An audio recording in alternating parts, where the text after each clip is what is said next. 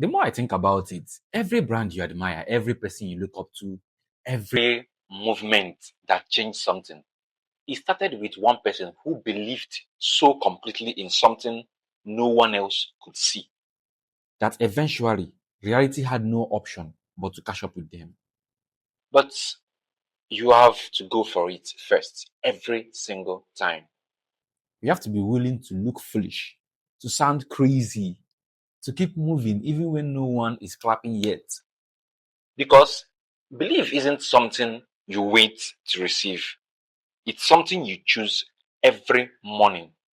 Before the result even shows up, before anyone gets it, you have to be your first investor before anyone else can invest in you. Your first fan before everywhere gets loud.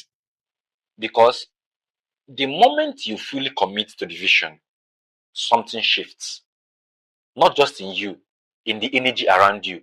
Not because you convince them with words, but because your conviction is contagious. They don't need to understand your dream. They just need to feel that you do. So let me ask you this.